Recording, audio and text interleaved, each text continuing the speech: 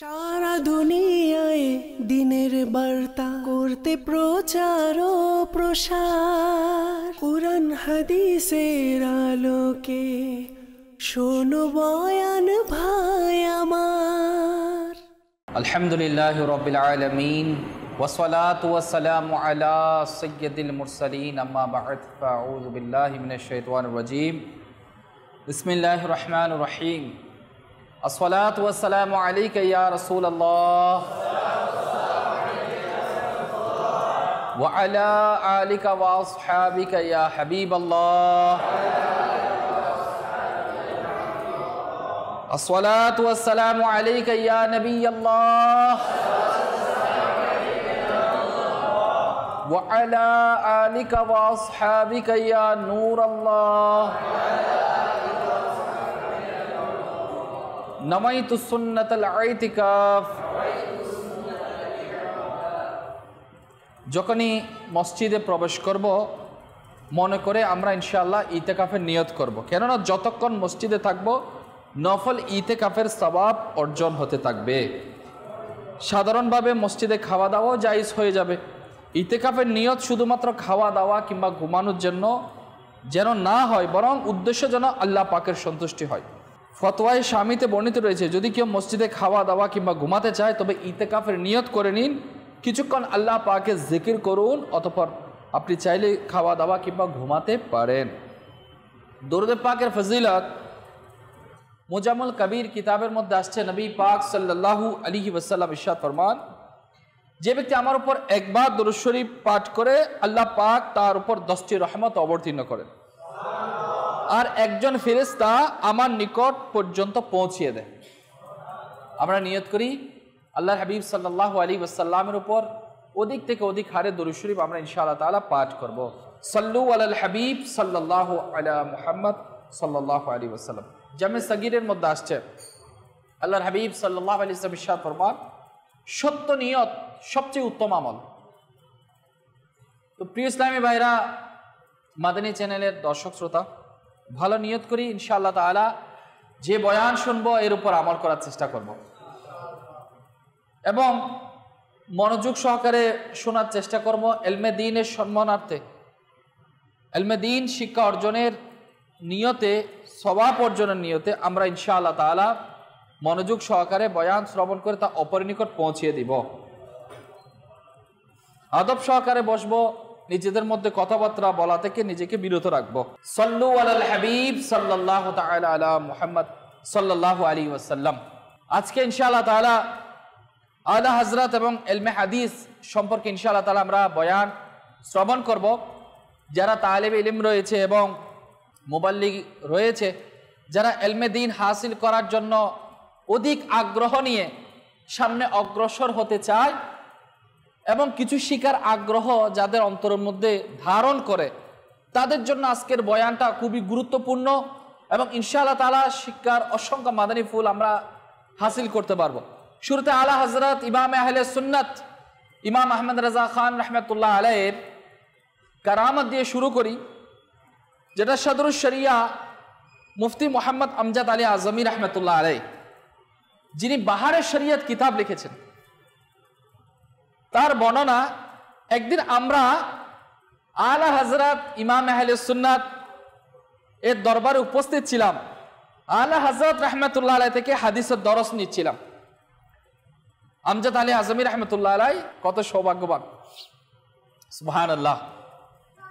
কেমন জ্ঞান গর্ব, উৎসাহ উদ্দীপনা, ইশকে রসুল সম্পন্ন একটা সুন্দর পরিবেশ, যেখানে দরস দাতা হচ্ছেন আলা হযরত ইমাম আহলে সুন্নাত, আর দরস শ্রবণকারীকে প্রখ্যাত আলেমে দ্বীন মুফতি আমজাদ আলী আজমি রাহমাতুল্লাহ আলাইহি এবং তার অন্য অন্য সঙ্গীরা।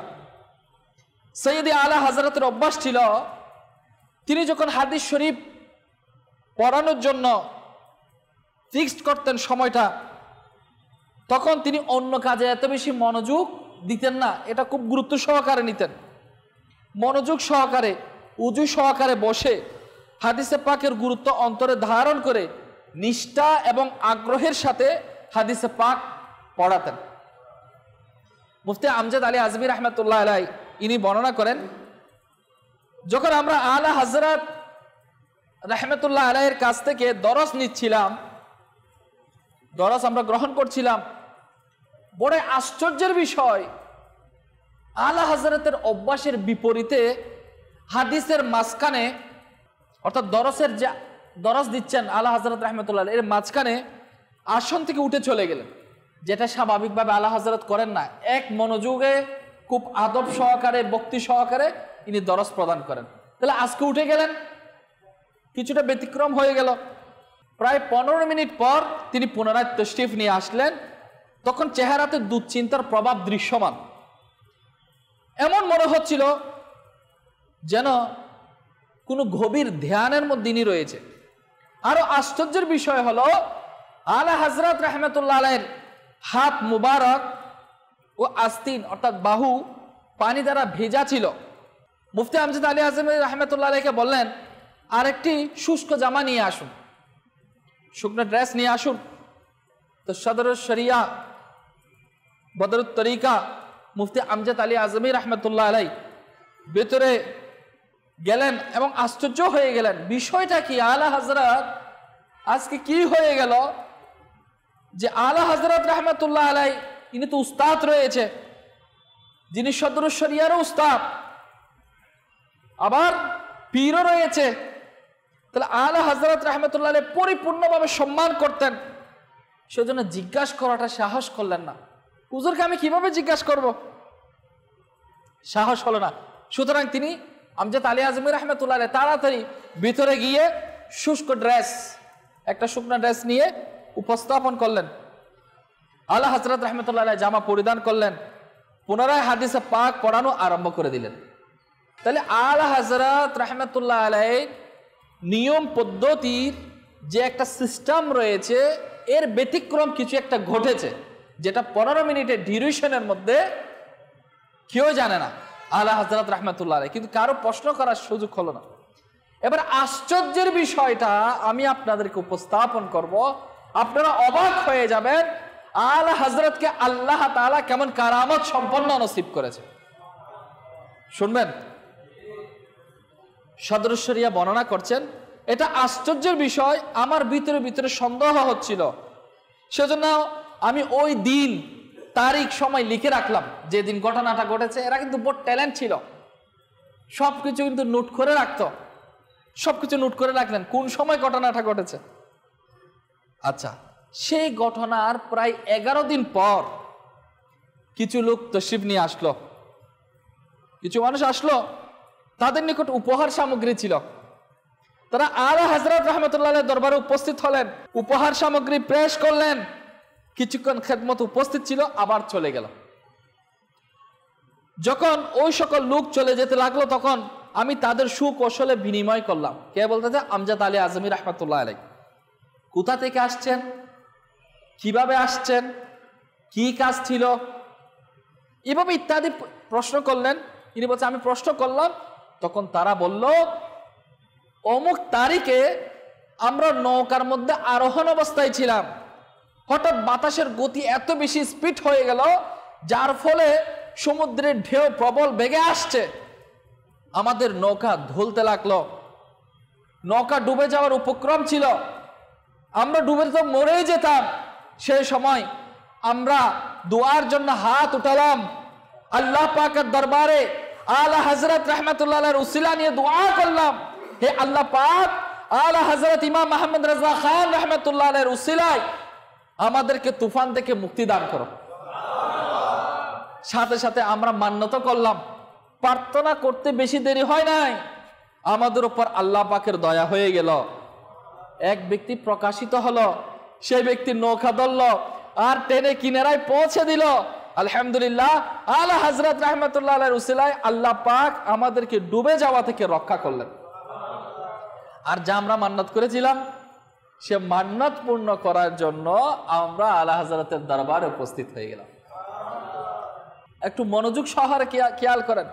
আমজাদ আলী আজমি রাহমাতুল্লাহ আলাইহি ইনি বলছেন, আমি মিলিয়ে দেখলাম, এরা তো ট্যালেন্ট ছিল, সবকিছু নোট করে রাখতো, কি করছে, দিন তারিখ সময়। এরা যে বললো ওই দিন অমুক তারিখের সাথে তখন মিলে গেল, আলা হযরত রাহমাতুল্লাহ আলাইহি দরসের দিনের সাথে মিলে গিয়েছে। আলা হযরত দরসের মাঝখানে এরকম উঠে যায় না। যখন পীর ও মুর্শিদকে স্মরণ করা হয়, আল্লাহ তাআলার নেক বান্দাকে যখন স্মরণ করা হয়, আল্লাহ সুবহানাহু ওয়া তাআলার যখন মকবুল বান্দাকে যখন স্মরণ করা হয়, কঠিন বিপদের মধ্যে পীর ও মুর্শিদকে যখন আপনি স্মরণ করবেন, আল্লাহ তাআলার তরফ থেকে আপনার পীর ও মুর্শিদ আপনাকে রক্ষা করবে। আকীদাটা কেমন হওয়া দরকার, কেমন পাকা পুক্ত হওয়া দরকার। আল্লাহ পাক আমাদেরকে সৈয়দি গৌসে পাক এবং আমাদের ইমামে আহলে সুন্নাত আলা হযরত রাহমাতুল্লাহ আলাইহি বুঝার, অনুধাবন করার, ইনার রেখে যাওয়া দ্বীনি খিদমতটুকু আমরা গ্রহণ করে সামনে অগ্রসর হওয়ার আল্লাহ আমাদের তৌফিক দান করুন। আরে কারামত তো কারামত, সাথে সাথে আদব কায়দার ব্যাপারে আজকে আমরা কিছু না বুঝলে বড়দের সাথে জিজ্ঞাসা করে ফেলি, কখন কার সাথে কেমন কথা বলতে হবে, পর্যায়টা কেমন হওয়া উচিত। আদব কায়দা তো সদর শরিয়া থেকে জানা দরকার। কার থেকে? সদর শরিয়া থেকে। যিনি পাঠদান করাবেন, যিনি পাঠদান নিবেন, তাহলে দুইজন এখানে যারা রয়েছে শিক্ষার্থী এবং শিক্ষক, কেমন হওয়া উচিত। আল্লাহ পাক আমাদেরকে বুঝার তৌফিক দান করুন। আদব কায়দা মধ্যে বরকত রয়েছে। আল্লাহ আমাদেরকে ওই ধরনের আদব ওয়ালাদের থেকে আল্লাহ তাআলা আদবের নিয়ামত আমাদেরকে নসিব করুন। প্রশ্ন আসতে পারে হাদিসে পাক কি, যেটা হাদিসের দরজ দিত। আসুন, যেহেতু আজকে ইলমে হাদিস নিয়ে আলোচনা হচ্ছে, আমরা ইনশাআল্লাহ মনোযোগ সহকারে শ্রবণ করব। মূলত আমাদের প্রিয় নবী রাসূল পাক আলাইহিস সালাতু ওয়াস সালামের মুবারক মুখ, জবানে মুবারক থেকে যে শব্দসমূহ রাসূল পাক সাল্লাল্লাহু আলাইহি ওয়াসাল্লামের পবিত্র কর্ম ও মুবারক অবস্থান সমূহকে হাদিস বলা হয়। আবার কখনো কখনো সাহাবায়ে কেরাম আলাইহিম রিদওয়ান, তাবি অর্থাৎ ঈমান সহকারে সাহাবায়ে কেরাম গণের যারা সঙ্গলাভকারী গণের বাণীকেও হাদিস বলা হয়, যেটাতে নবী পাক সাল্লাল্লাহু আলাইহি ওয়াসাল্লামের সম্মতি ছিল। অর্থাৎ হুজুর আলাইহিস সালাতু ওয়াস সালাম চুপ ছিলেন, কিংবা সেই ব্যাপারে এটি শিখা হয়, মাদ্রাসার মধ্যে পড়ানো কিংবা শিখানো হয়। আমাদের আলা হযরত ইমাম আহলে সুন্নাহ শাহ ইমাম আহমদ রাজা খান রাহমাতুল্লাহ আলাইহি হাদিস পড়তে কতটা আগ্রহী ছিলেন, তার হাদিস বুঝা, হাদিস থেকে মাসালা বের করা কতটা দক্ষ ছিলেন, অথবা আলা হযরত রাহমাতুল্লাহ আলাইহি অন্যের নিকট হাদিস পৌঁছানোর জন্য কেমন উৎসাহ উদ্দীপনা রাখতেন, সে সম্পর্কে আজকে ইনশাআল্লাহ আমরা কিছু বয়ান শ্রবণ করার চেষ্টা করবো ইনশাআল্লাহ তাআলা। ইলমে হাদিস সম্পর্কে একটি ব্যাখ্যা আপনাদের সম্মুখে উপস্থাপন করছি। মূল বিষয়ের প্রতি কথাবার্তার পূর্বে এই মাদানী ফুলগুলো নিজের অন্তরের মাদানী পুষ্পধারার মধ্যে আমরা সাজিয়ে নিই। ইনি জ্ঞানের মধ্যে কুরআনুল কারীমের পর সবচেয়ে বড়, সবচেয়ে গুরুত্বপূর্ণ, সবচেয়ে উত্তম জ্ঞান হতো হাদিসের জ্ঞান। যে আলেমে দ্বীন, যে মুফতি, যে ইসলাম সম্পর্কে যে কোনো প্রকারের গবেষণা করতে চায়, তার উপর কোরআনে পাকের জ্ঞান রাখা আবশ্যক, এবং কোনো দক্ষ আশিকে রসুল আলেমে দ্বীন থেকে নিয়মিত হাদিসে পাকের জ্ঞান অর্জন করে নেওয়া উচিত। আল্লাহ পাক আমাদের প্রিয় নবী রাসূল পাক সাল্লাল্লাহু আলাইহি ওয়াসাল্লামকে এই মর্যাদা দান করেছেন যে হুজুর পাক সাল্লাল্লাহু আলাইহি ওয়াসাল্লামের মুবারক মুখ থেকে বাহির হওয়া এক একটি বর্ণ, এক একটি শব্দ, এক একটি বাক্য ইলম ও হিকমতের গভীর সমুদ্র। রাসূল পাক সাল্লাল্লাহু আলাইহি ওয়াসাল্লামের ওই মুবারক মুখ, যে মুখ থেকে যাই বের হতো সেগুলো সত্য, সত্য আর সত্যই হতো। সত্য ব্যতীত এই মুখ থেকে কখনো অন্য কিছু বের হতো না। আল্লাহ পাক কুরআনে পাকের মধ্যে কি ইরশাদ ফরমান, 27 পারা সূরা নাজম 3 থেকে 4 নং আয়াত আল্লাহ সুবহানাহু ওয়া তাআলা ইরশাদ ফরমান তরজমায়ে কাজুল ঈমান। আর তিনি কোনো কথা নিজ প্রবৃত্তি থেকে বলেন না, তা তো ওহী যা তার প্রতি নাজিল করা হয়। আশিকানে রাসূল, উলামায়ে কেরাম ইলমে হাদিস শিকার ক্ষেত্রে একটি ভালোবাসার দিকও এটা মাথার মধ্যে রাখেন। তা হলো এটাই যে হাদিসে পাক আমাদের প্রিয় নবী রাসূল পাক সাল্লাল্লাহু আলাইহি ওয়াসাল্লামের মুবারক জবান থেকে বের হওয়া শব্দ, মুবারক বাক্য, যেটা নূরানী নবীর নূরানী ঠোঁট মুবারকে, জিহ্বা মুবারককে ব্যবহার করে ইউজ করেছে। আমরা বলি না হাদিসে পাক, আমরা বর্ণনা করি, শোনায়, আপনি শুনেন, আপনি দরজ দেন, আমরা বর্ণনা করি আল্লাহর হাবিব আলাইহিস সালাতু ওয়াস সালাম এমনটা ইরশাদ করেছেন। কেমন ইরশাদ করেছেন একটু যদি আমরা ধ্যানের মধ্যে আনি, আল্লাহর হাবিব সাল্লাল্লাহু আলাইহি ওয়াসাল্লামের নূরানী জবানে যখন ইরশাদ করেছেন, কেমন না মণিমুক্তা ঝরছিলেন। আল্লাহর হাবিব আলাইহিস সালাতু ওয়াস সালামের ভাষা কেমন মিষ্ট রয়েছে, হুজুর পাক সাল্লাল্লাহু আলাইহি ওয়াসাল্লামের কথা বলার ধরনটা কেমন ছিল, আমরা যদি একটু খেয়াল করি। হাদিসে পাক বর্ণনা করাটা ছোটখাটো বিষয় নয়। আমাদের প্রিয় আকা আলাইহিস সালাতু ওয়াস সালামের নূরানী জবান মুবারক ইরশাদ করেছেন, আরে আমি অদম আল্লাহর হাবিব আলাইহিস সালাতু ওয়াস সালামের সেই বাণীটা আপনার নিকট পৌঁছে দিচ্ছি। তাহলে হাদিসে পাক শেখা কিংবা শোনা, আমল করা, অপরের নিকট পৌঁছে দেওয়া, এটা ছোটখাটো বিষয় নয়। এটা আল্লাহ তাআলা যাদেরকে দয়া করে তাদের উপর নসিব হয়।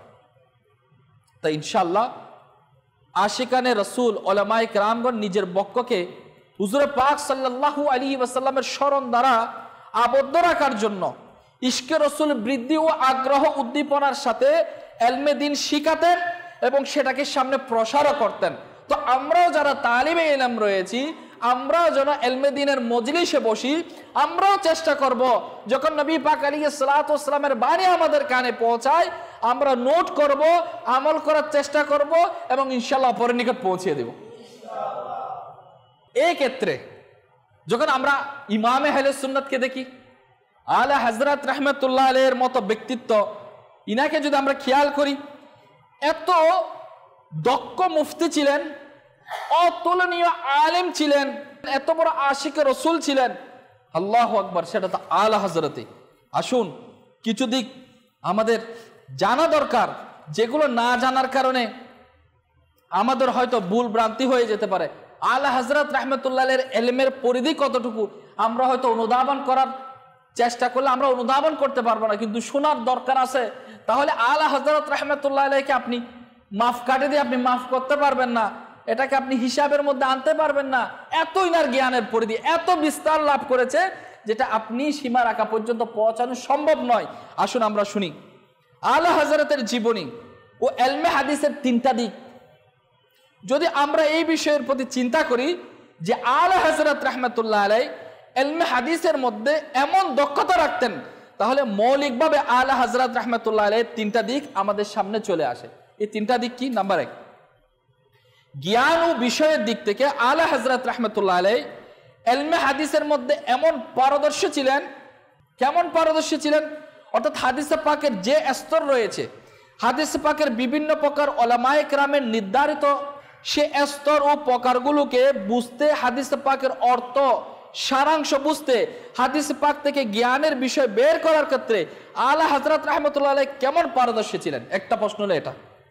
নাম্বার 2, হাদিস সমূহ পড়ার ক্ষেত্রে, হাদিসের আয়ত্ত করতে, স্মরণ রাখতে, অন্যের নিকট পৌঁছাতে আলা হযরত রাহমাতুল্লাহ আলাইহির ধরনটা কেমন ছিল?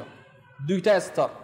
নাম্বার 3, এটা যে হুজুর পাক সাল্লাল্লাহু আলাইহি ওয়াসাল্লামের হাদিস সমূহের উপর আমল করার ক্ষেত্রে, একটা হচ্ছে পৌঁছে দেওয়ার ক্ষেত্রে, আরটা হচ্ছে আমল করার ক্ষেত্রে আলা হযরত রাহমাতুল্লাহ আলাইহি কেমন ছিলেন। আসুন এই তিনটা দিককে সামনে রেখে আলা হযরত রাহমাতুল্লাহ আলাইহির পবিত্র জীবনী আমরা শ্রবণ করি। নাম্বার 1, ইলমে হাদিসের ক্ষেত্রে জ্ঞান ও বিষয়ের পারদর্শিতা কেমন ছিল।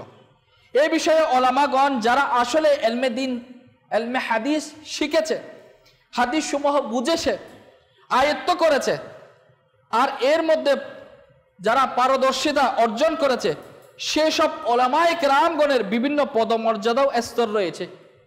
কি কি পদমর্যাদা আমরা অনেকে বুঝি না, শুধু মাওলানা লিখে দিলে মনে করে সব একই, এরকম নয়।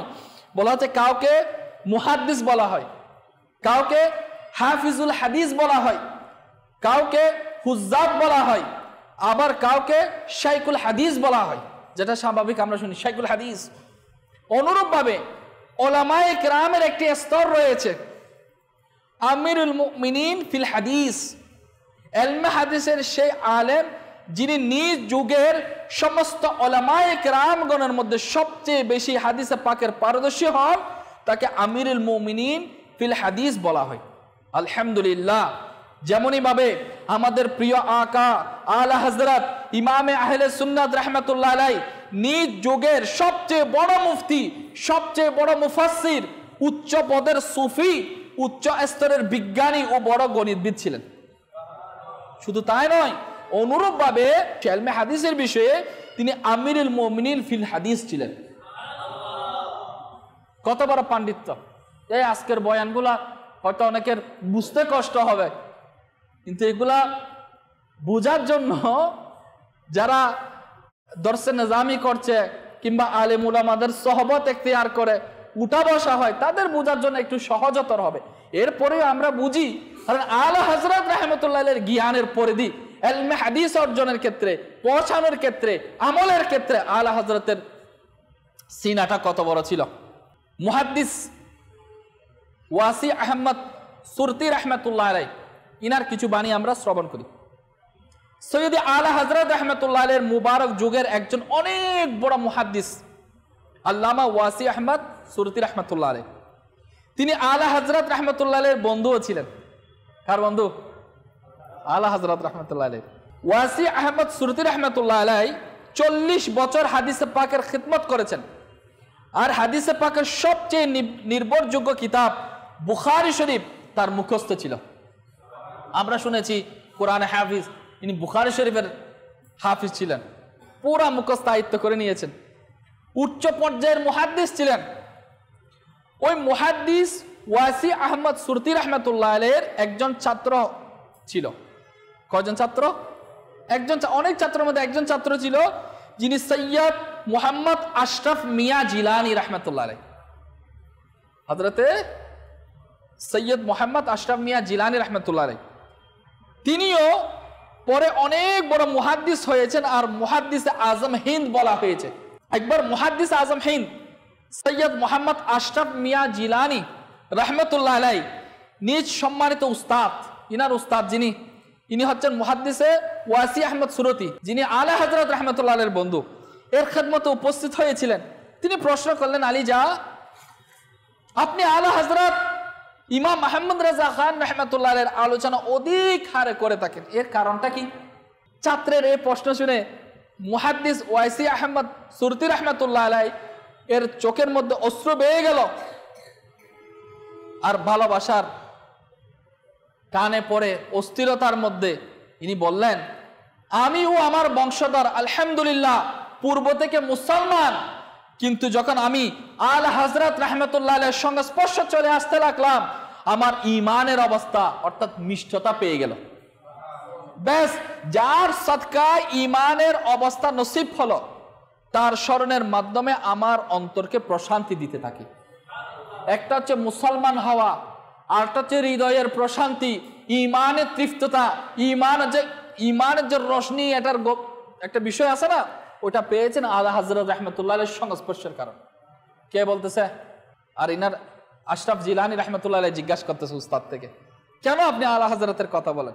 তাহলে এগুলো কত বড় মাপের যারা মুহাদ্দিস রয়েছে, আলেমে দ্বীন রয়েছে, ইনাদের বিষয়গুলো আমরা সাধারণ মানুষ, আমরা আলা হযরতের জ্ঞান বিষয়ে আলোচনা করা কিংবা শ্রবণ করার এতটুকু জ্ঞান পড়ে দেয় আমাদের নাই। বেশ, আলা হযরতের মোহাব্বত রাখবো এবং আমরাও চেষ্টা করব আলা হযরতের মাসলাক ইনশাআল্লাহ জারি থাকবে। এবং এই মুজাদ্দিদ যিনি আল্লাহ তাআলার পক্ষ থেকে প্রেরিত হয় প্রত্যেক শতাব্দীতে, তিনি ঈমান আকাইদকে মজবুত রাখার জন্য আল্লাহ তাআলা সংস্কারক হিসেবে পাঠান। ইনাকে আমরা মজবুত ভাবে ধরে রাখি এবং ইনশাআল্লাহ আমরা আমাদের প্রজন্মকে নিয়ত করে আমাদের পরিবার থেকে ইনশাআল্লাহ এক একজন আলেম দ্বীন আমরা তৈরি করবো ইনশাআল্লাহ। সুবহানাল্লাহ। তো এই যে মিষ্টতার কথা বললাম, মুহাদ্দিস ওয়াসি আহমদ সুরতি রাহমাতুল্লাহ আলাইহি এর আলা হযরত রাহমাতুল্লাহ আলাইহির সাথে ভালোবাসা দেখুন, আর তার কথার প্রতি একটু চিন্তা করুন। সমসাময়িক একজন অনেক বড় আলেম যিনি 40 বছর ইলমে হাদিসের খিদমত করেছেন, যার হাজার হাজার হাদিস মুখস্থ, তিনি আলা হযরত রাহমাতুল্লাহ আলাইহি সম্পর্কে বলতেছেন যে আলা হযরত রাহমাতুল্লাহ আলাইহির সংস্পর্শে এসে ঈমানের মিষ্টতা তিনি পেয়েছেন। আল্লাহ আমাদেরকে নসিব করুন। মুহাদ্দিস আজম হিন্দ সৈয়দ আহমদ আশরাফি মিয়া জিলানী রাহমাতুল্লাহ আলাইহি বলেন, সম্মানিত উস্তাদ মুহাদ্দিস সুরতি রাহমাতুল্লাহ আলাইহির এই ঈমান উদ্দীপক উত্তর শুনে আরজ করলাম, আলী যা আলা হযরতের ইলমে হাদিসের মধ্যে আপনি কি এর সমপরিমাণ? যেহেতু বন্ধু তো উস্তাদ থেকে জিজ্ঞেস করতেছে একটু যে আপনার কি সমপরিমাণ? মুহাদ্দিস ওয়াইসি আহমদ সুরতি রাহমাতুল্লাহ আলাইহি তৎক্ষণাৎ বললেন, কখনোই নয়। অতঃপর বললেন, শাহজাদা আপনি একটু বুঝেন যে আমি কখনোই নয় বলার অর্থটা কি? মানে আলা হযরত রাহমাতুল্লাহ আলাইহি সমপরিমাণ নয়, কখনো না।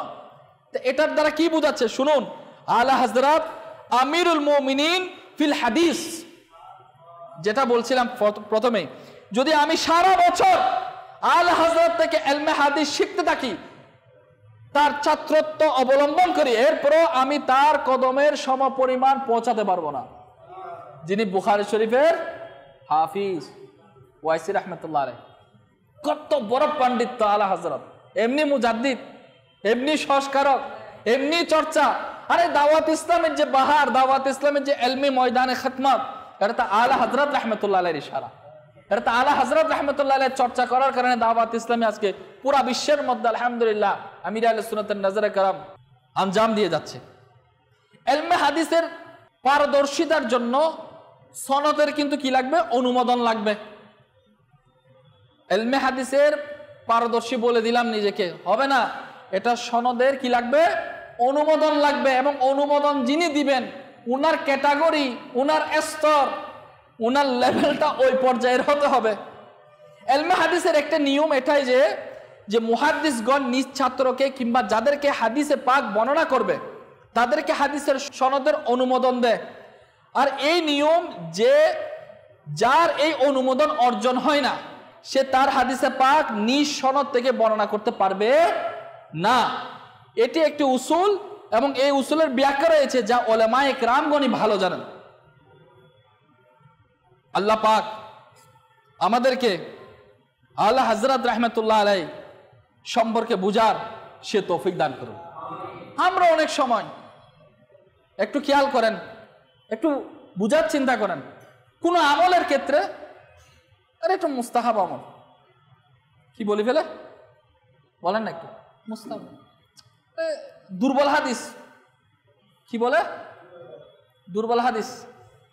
যে কথাটা আমরা মুখ দিয়ে বের করি দুর্বল হাদিস, আলা হযরত রাহমাতুল্লাহ আলাইহি এর ব্যাপারে, যেহেতু হাদিস যখন নবীর, হাদিস যখন রাসূল পাক সাল্লাল্লাহু আলাইহি ওয়াসাল্লামের, আলা হযরত রাহমাতুল্লাহ আলাইহির জ্ঞানের পরিধির ক্ষেত্রে, ইনি আমলের ক্ষেত্রে কিভাবে তিনি চলেন, একটা হচ্ছে অর্জন করা, আরেকজন নিকট পৌঁছে দেওয়া, আরেকটা হচ্ছে নিজে সর্বগুণে গুণান্বিত, কোনো দিক দিয়ে বাদ দেওয়ার মতো স্তর নেই। আলা হযরত আলা হযরত শুনুন, মন দিয়ে শ্রবণ করুন, ইনশাআল্লাহ আলা হযরতের প্রতি ভালোবাসা বেড়ে যাবে।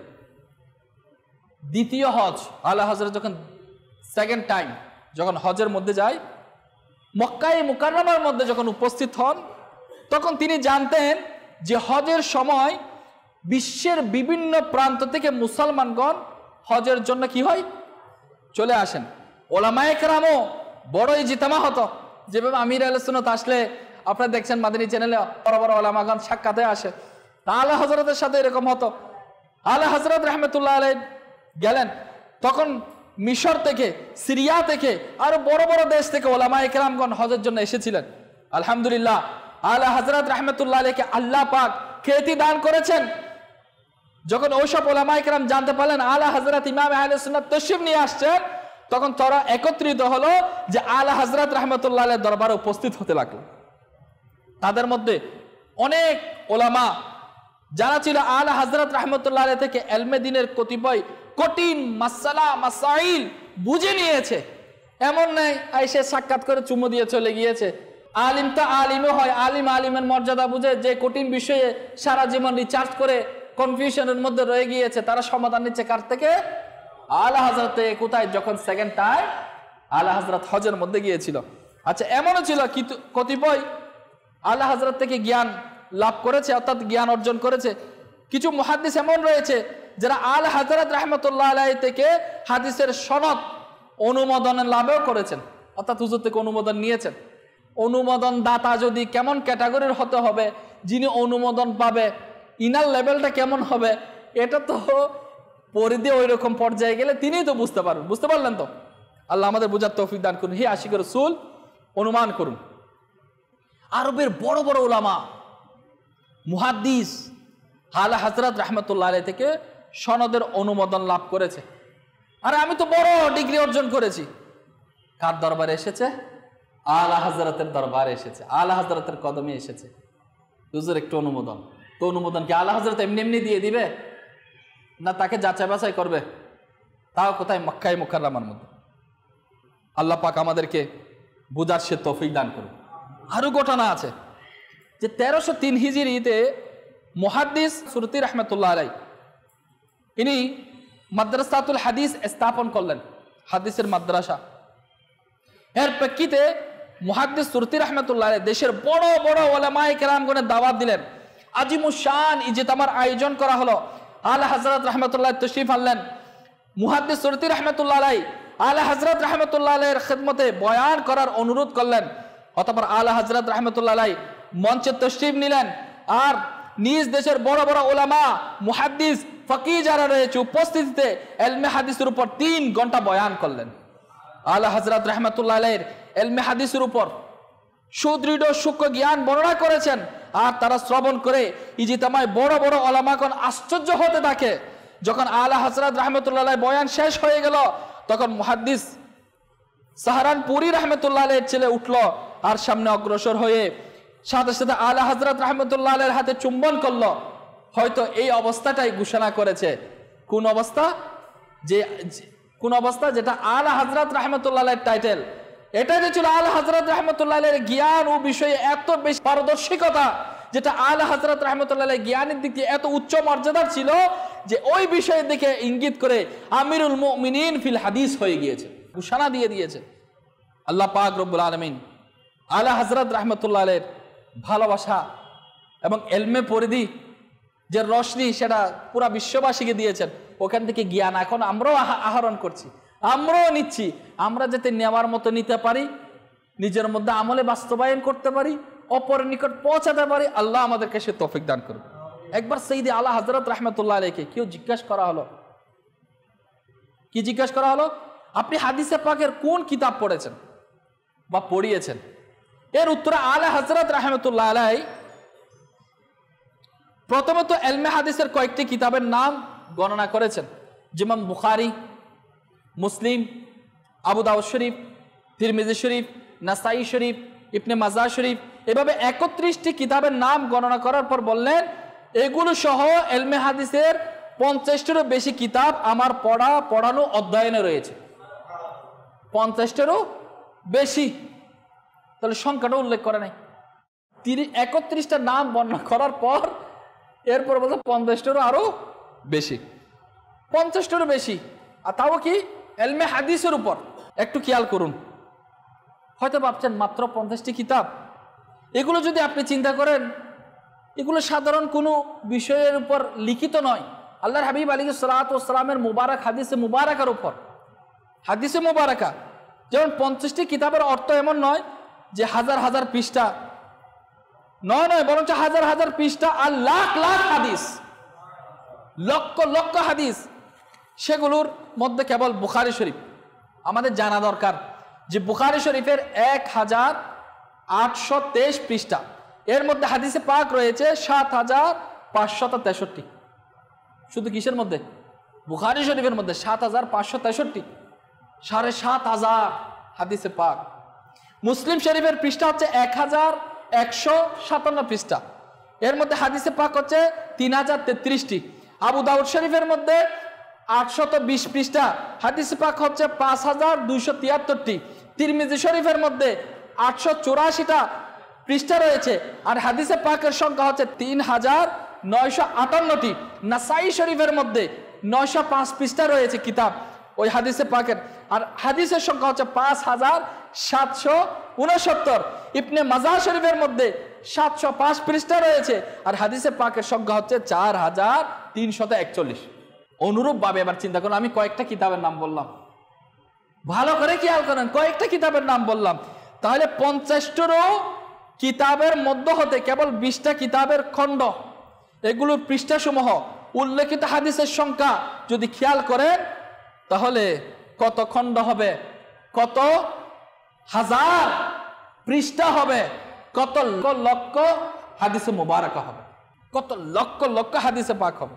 এবং এত বেশি পাণ্ডিত্য ছিলেন, এত বড় জ্ঞানী ছিলেন, যে জ্ঞানের ব্যাপারে এমন এমন বিষয় রয়েছে যেগুলো আমরা জানি না, যেগুলো আমরা বুঝতে পারবো না, অনুধাবন করতে পারবো না। আলা হযরতের জ্ঞানের পরিধি এত বেশি ছিল। আল্লাহ পাক আলা হযরতের উসিলায় আমাদের ঘর থেকে, আমাদের খানদান থেকে বড় বড় আলেমে দ্বীন, মুফতি ইসলাম আল্লাহ আমাদের ঘরের মধ্যে নসিব করে, যেগুলা এমনি না তো আলেমে দ্বীনকে আল্লাহ তাআলা যে পাওয়ার দিবে কাল কিয়ামতের ময়দানে, এমনিতে এখন তো সবাই মওলানা, সবাই লাগাচ্ছে মওলানা।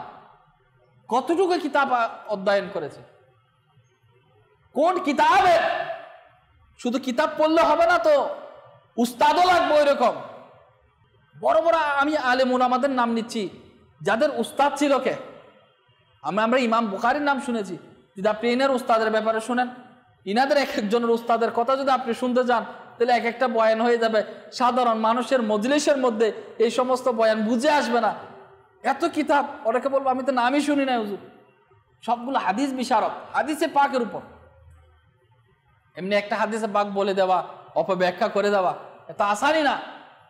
এটার বর্ণনা করার জন্য সনদের প্রয়োজন, আর সনদটা এমন ব্যক্তি থেকে নিতে হবে, এমন পণ্ডিত্য থেকে নিতে হবে, যাকে আল্লাহ তাআলা ওই মর্যাদার অধিকারী করেছে।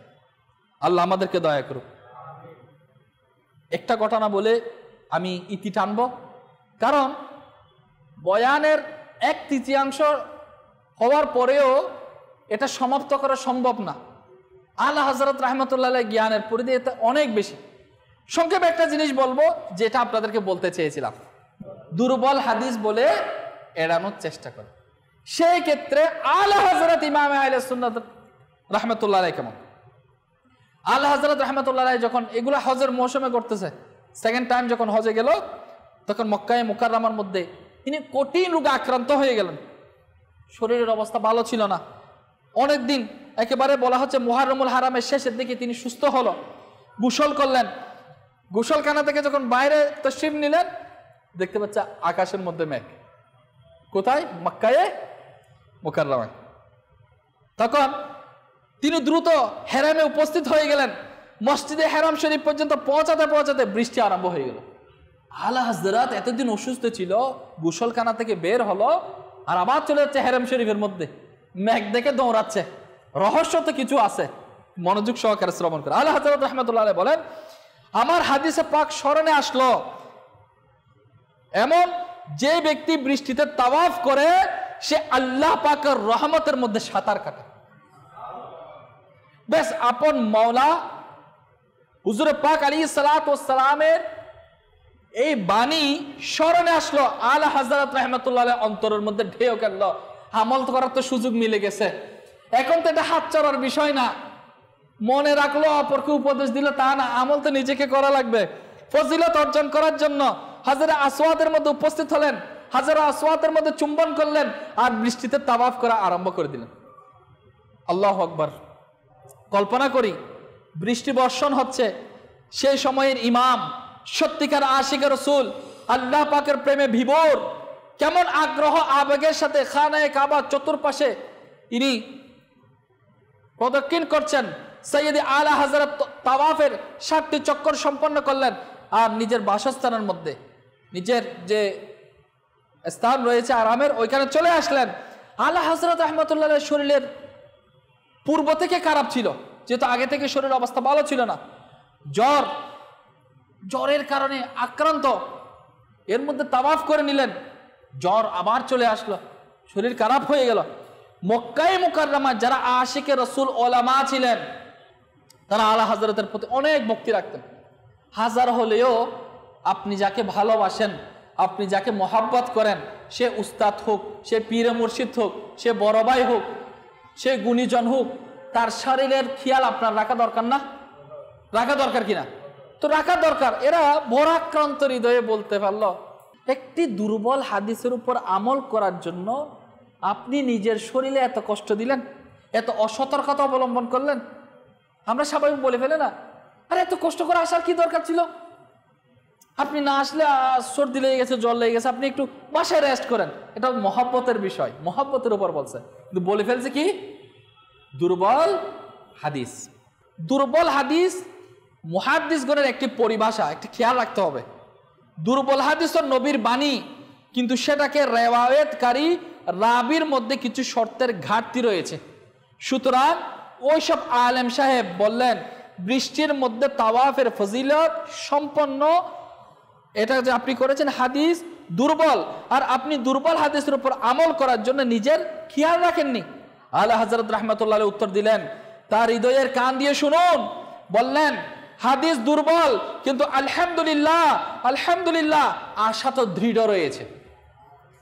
আশা কি রয়েছে? দৃঢ় রয়েছে।